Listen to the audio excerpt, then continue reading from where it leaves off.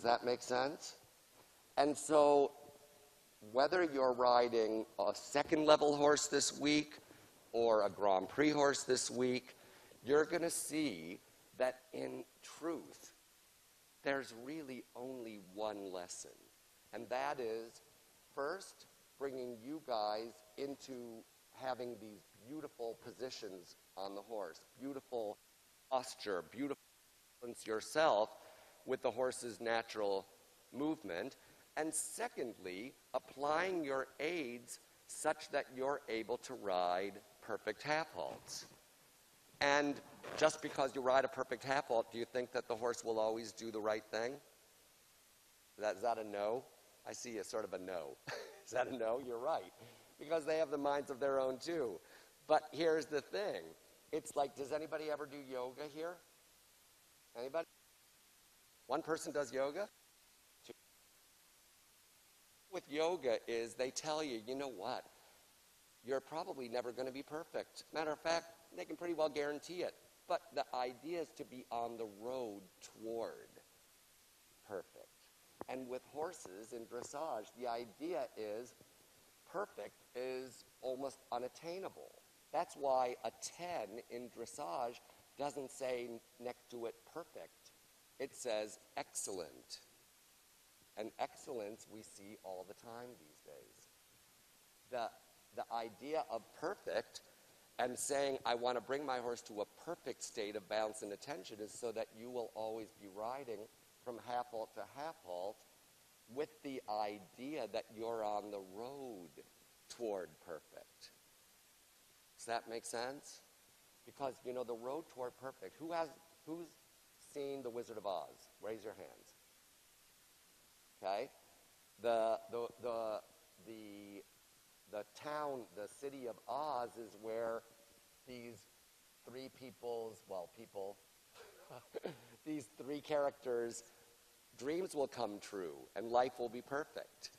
The only thing is they have to stay on what to get there? What do they have to stay on to get there? Anybody remember? What? The yellow brick road. Because if they go off the yellow brick road because there's some path that looks like a shortcut, and it can look really super nice, but then they end up where? In the scary forest with the lions and tigers and bears, oh my. Right? And dressage can be like that too. There can be things that look really shiny and pretty and like shortcuts. Generally speaking, when you're doing other than riding with a half halt or giving, other than the breath in dictating that which we desire, breath out the reward of the horse. Breathe in the dictation, breathe out the reward. Breathe in, telling the horse, this is the balance I want you in now. Breathe out, thank you for going to that balance and into that movement. Breathe in, I change the balance again. Breathe out, thank you for going to that balance or movement or gait. You understand? And anything other than that, other than the breathe in, beautiful half halt, bring the horse to that balance, breathe out, relax, thank you, you're now through the doorway and you're doing that which I desire. Anything other than that is called chatter. When the horse is going, and always changing, always coming, always going, and you're going, okay, well, if the horse pulls my left hand, I got to pull back on my left hand. If the horse goes with there, I got to kick here. If the horse does this, I got to... That becomes just an ongoing chatter. Do you understand? And it doesn't solve the problem. Because the idea is not just that we want our horses' heads down. Anybody can tie them down, right? The idea is that we're able to manipulate within the circle of our aids, the circuit of electricity that's making that light shine right now. That we're able to create energy, contain energy, and make their light bulb, which is their brain, shine as brightly as that light in the ceiling. And that's when dressage is working. When you have a circle of the aids that is self-propelling energy throughout the horse, that is beautifully trapped within the horse and recirculated, such that the connection, and connection we'll be talking about for the next 4 days constantly, the connection is true, it is pure, it is as strong in your hand or as light in your hand as you desire, not as the horse desires, right? That's how strong contact should be, the strength that you desire from that horse in every moment as you're riding along. And then all the dance begins. Got it? So before we go, because this was, honestly, you guys were the best of all the years, you guys are the most knowledgeable going in. And so what I want to ask, are there any questions before we begin? And let's see how much time we have. Yeah, we have some time. So it's perfect because we've never had time like this. About your horses, or about if there's somebody that is with, I've got to make sure I don't mess this up, with a new horse, or about anything that's on your mind. If anybody has questions, yeah, go ahead and yell it, okay?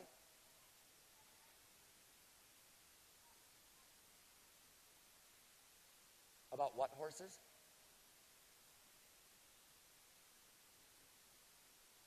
Really big horse with a small person? Well, you know, Debbie McDonald is pretty little. Are you taller than she is? Yeah, you're taller than she is. And the thing is, what Debbie once said to me when we were off looking at horses in Europe together, she said, you know, Robert, it's not ever about the size. I have to have a horse who's going to be sharp at both ends. Meaning, remember I said about how sensitive they are and how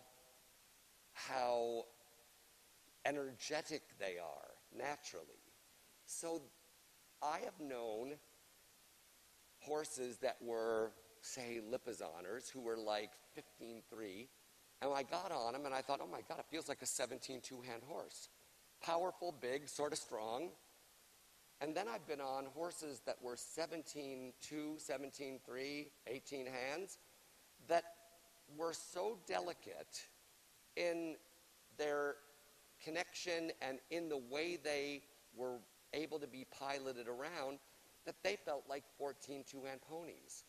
So the thing isn't about the size of your horse, but if your horse is overpowering you because of what you feel is his size, that's because you haven't then created what Debbie was saying, that sharpness at both ends, meaning that they're sensitive and reactive to your leg and your seat. They're sensitive and reactive to your hand so that you can begin saying, okay, now I'm going to just say, this, and they go, okay, I'm listening.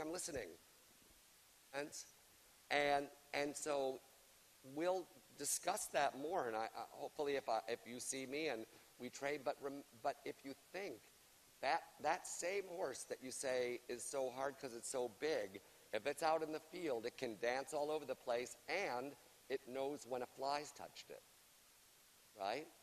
That's the key to everything, is not thinking that the size is what is the complicated part.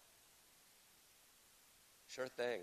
Other questions? I'm so happy that we have this time for you and your own horse, or about horses in general, or about dressage, or about showing, or about how difficult it is to become a professional if that's your desire. Anybody have?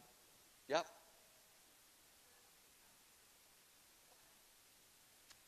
Yeah, the question was, how do you keep your nerves when you're at a show in competition? I can go back to my own riding career to tell you that in the beginning, as a kid, I did eventing. Like back then, if you were in any kind of English riding, you basically were a pony clubber. You found the pony clubs. They were all over the country and in England as well. You were a pony clubber. And as a pony clubber, you evented. You did dressage, you did the show jumping, you did the cross country, and you had a whole horse mastership program that allowed you to become a D level, a C, a B, and then hopefully an A, okay? I don't know, do you guys ever have pony clubs anymore, or anybody from a pony club? No?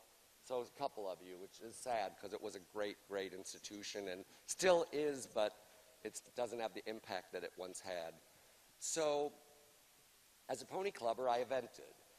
And I would go into the dressage arena, and pretty much from the beginning, when I started eventing, I was good in dressage. Then I'd go off on cross country, and something just happened to me. The minute I go, and today, I have no sense of direction. And if I get faster than a fast walk, basically between here and my car, I could get lost twice. So out on cross country, I would get nervous, and I wasn't sure if I was going the right way or not, and I would always go off course. And, you know, like 10 minutes later, they'd go, okay, Robert's back on course. He's found his way back, and I'd have 165 time faults. And after I got to about 16, this lady came up to me and said, this was in the South, she was from Alabama, she said, Robert, honey, you know what? You are not made to go fast out on cross country. You are real good in this rectangle, so you ought to just stay there. And she was right. You know Lendon Gray? You know who Lendon is, right? It was her sponsor that told me that. Isn't it great? Peggy Whitehurst, years and years ago. And she was right. I would get real nervous because I wasn't sure where I was going. And today, if I'm driving, thank God we have navigational systems and telephones and stuff. Back in the olden days, I would have a map. The maps you would get at gas stations, they were this big with 27 pages. And I'd be going, okay, am I here? Am I here? And I remember once in Paris, I went around the circle in the middle of Paris like 27 times because I wasn't sure which exit to take. So that's the thing of nerves, though, that you can have nerves, and if you recognize them, then two things happen. The longer you keep going in the arena and go, okay, I know I have nerves, but I'm going to use these, instead of making me just go completely haywire like I did out on cross country, I found myself in this arena, and then I thought, I'm just going to keep doing it. So when I did my first Grand Prix, I can remember afterwards coming out of the arena and saying to the person, to my trainer, what did I do? And they said, what do you mean, what did you do? I said, well, I have no recollection of just what happened. That was nerves. And then he said, you know, Robert, do 50 more. And then the nerves will go away. And literally, over time, nerves don't go away, but they change. When you feel confident in yourself and your horse and your abilities, and your daily training is at a high standard, what happens is you go into the arena and say nerves capture 20%. Well, if you're riding every day at only 70%, when nerves take away 20%, you're in the 50s. But if you're riding every day at 150%, meaning that you're really on it, that you're serious, that you have a good trainer, that you're really doing great work, like you guys are going to do this week, then when you get to the ring, you go, you know what, I'm just showing off what I know. And my horse is already so super well trained that you guys are all just lucky to be able to watch him go around the ring. You know, and that's how you have to start. You will start looking at it that way over time. How are we doing with time? Yeah, we still have 12 minutes. Any other questions? Yes. Yell it. Yeah.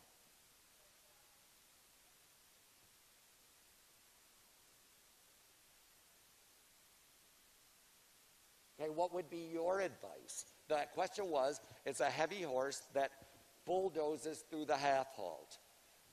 And she says, well, what would your advice be? And I'm going to ask you right back, what would your advice be if I were a kid and every time I went to half halt, as I applied my legs, all we got was forward, and the horse just ran straight through my fist.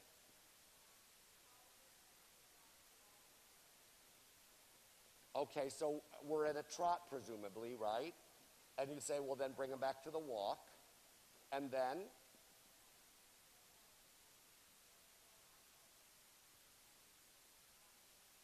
Okay, so within the walk, you may be saying, now walk, now halt. And then, oh, thank you for yielding. Pet, walk, now halt. Thank you for stopping. Pet, trot, now walk 2 steps. Thank you for walking. Trot, trot, now walk 2 steps. Thank you for walking. Trot, trot, now halt. Thank you for halting. Trot, trot, now halt. Thank you for halting. Trot, trot, now I'm going to add A's, but I'm closing my fist. He says, should I halt? No, I'm being pressed more. So I'll still give, but I'm giving into a closed door. My hindquarters lower. Thank you for half halting within the rhythm of my trot and rebalancing, and now I give and I pet. Make sense? Likewise, you have the horse that you put your legs on, it doesn't do anything, doesn't go forward. What do you do? What do you do? You put your legs on, you're walking, you'd like to trot, what do you do? I've ridden an international Grand Prix horse to try it for somebody in Europe, and I thought, well, I'm just going to ride in my chaps and my paddock boots. It's a really trained horse. They want squillions of dollars. Must be really easy. I get on it, and I put my legs on, and it just walks along. I put my legs on even harder, and it just walks along, and I think, oh, my God, the people that own this horse that are sitting inside the little cubicle over there are going to think, that stupid American, this is many years ago, he doesn't even know how to ride a horse because I didn't pick up the big long whip that the guy had that showed it to me, and I didn't have these long roweled spurs with the pizza cutters. I just had my paddock boots, and I just believed that it should be that super well trained, and it just walked. And finally, I'm thinking, well, something's got to happen, so I kicked it really hard, and he sort of went, ooh, and he trotted, and I went once around, and I jumped off, and I said, thank you for squillions of dollars. The point is, though, what did I do? He didn't go from my light aid. He didn't go from a little bit more of a squeeze. So what did I end up having to do to make him trot? What did I do? You guys just heard the story. What did I do? I kicked him. Yeah, it's like not my mother, right? If he's not going to go from a light aid, I have to then make the aid sharper. And if he doesn't go from a little squeeze, then, yeah, wake up. And he goes, ooh, and he runs forward. But then I knew he wasn't the right horse for my client, so I jumped off. But if he was my horse in training, every day I'd go, if I even think about bringing my leg toward you, you better feel the air move between my foot and your side and move, because the next second, if you're a schooled horse, you're going to get, and either with my leg, and if not the leg, then the whip is that final resort, which is an artificial aid, right? And then I say, hey, wake up. And then he goes, okay, I'm going to go. And then I say, well, I watched you with that whip. The rider, that he tapped the horse with a whip, and the horse didn't even blink, which was the first sign that there was going to be trouble. Okay? And then, if it had been my own horse, he did some beautiful things. So I knew he could. He just is not tuned in. In the olden days, guys, radios were really interesting. They had these big round dials. And to get from one station to the next, you had to turn the dial, and it would go, and then you'd hear music. And of course now, we just tell the thing what we want, or we hit a little tiny button and we're on another, or just touch the pad and we're on the next channel, right? But back then, you had to dial. Everything was like slow and hard. And that's the way some horses are trained, to be slow and hard. We don't want to dial like that. We want to just go, I'm just going to think this thought, and the horse starts dancing.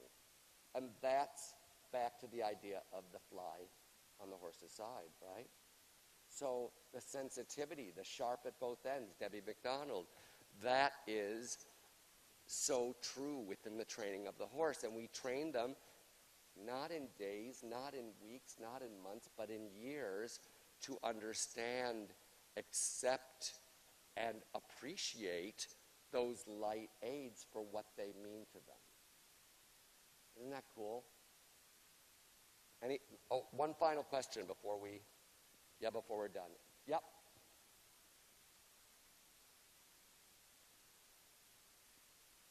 Yeah.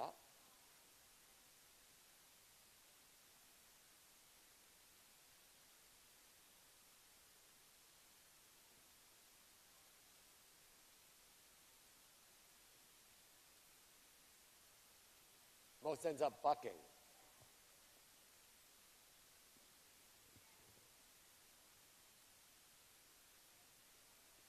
Uh-huh. Did it, and did everybody hear that question? Everybody heard it, right? So I don't have to repeat it. What do you think made him get that way in the beginning? Well, was he with you from the beginning? Did you have him from the beginning? No, he was somewhere else, right? For how long?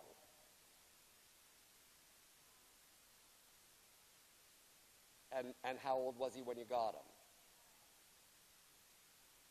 So you got him when he was 18 and he's 21? 17? Okay, so he had from 3 till 17 with a whole laundry list of things happened to him that got him to where he is today, right? In order to know what to do with horses, sometimes you have to really look to see why they are who they are and understand them, because, like you said, there are many horses that if you put your leg on, they'll back up. If you put your leg on harder, they will so resent it that they'll go up in the air, either rearing or bucking or whatever. In order to fully deal with that, you have to first understand what is it a gelding? What he's thinking. You have to understand why, and that's all of our jobs, guys. Our jobs are not to try to make the horse think like us. You understand that? Our jobs are to try to think like them. And then, by thinking like them, understanding them, figure out what makes them react the way they're reacting, and then try to, through a systematic training program that you've had now for 3 years, but remember the horse had from 3 till 17 to create that belief system. So your job is to understand it, to hopefully the trainers here are going to help you with that, right?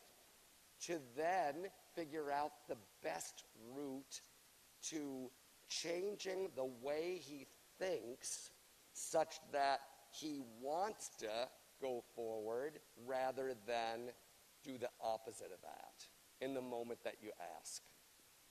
In some cases, one swift, very sharp redirection of their thoughts to say, you know what, when I touch you, you better gallop. When I touch you, you better gallop. When I touch you, you better gallop. That is, with some horses, the key. With other horses, try that, and you're going to go flipping over. Because that's how deeply rooted and how misunderstood the horse has been for so long that he's created a defense that is equally as strong. Does that make sense to you? Every horse is different, just like all of us are different. And for me to answer the question more fully, I'm going to have to see him with you and say, okay, now I see what's going on. Let me try to give you what I think from looking into his eyes and trying to understand him as best I can, the best answer to your question. Okay? And that's how it will be with all of your horses. Each should be treated differently, like a person. Each should be treated with love and compassion while giving them an understanding of life within the boundaries that we're trying to create for them, just like we live within certain boundaries, right? We don't just go crazy all over the place all the time, but we're happy within those boundaries. The 4 things that become those boundaries, or that become the things that all riders must own within the horse are, do you know what the 4 things are? Pretty sure I had it in that lecture too. Number 1, the rhythm of their footfalls in each gait, right? The 4-beat walk, the 2-beat trot, the 3-beat canter. How fast, how slow the rhythm of those footfalls are. 2, the tempo of the horse. How fast or slow within each gait it's going over every meter of ground. 3, the frame of the horse. How high, how low, how long, how short the horse's frame is from nose to tail. 4, the length of his strides. How long, how short his strides are. When you own those 4 things, from half halt to half halt within your daily riding, do you really get that you pretty well own everything? Does that make sense? You guys, this was a great hour for me as a teacher, because I can't tell you how much I appreciate the fact that you all went and watched the video about the basic principles of the art of dressage, and you understood it, and you were able to talk about it with me today. And now comes the next part, which is showing me how beautifully you ride with those basic principles over the next days and for the rest of your life. Okay? Thanks so much. I really appreciate you guys.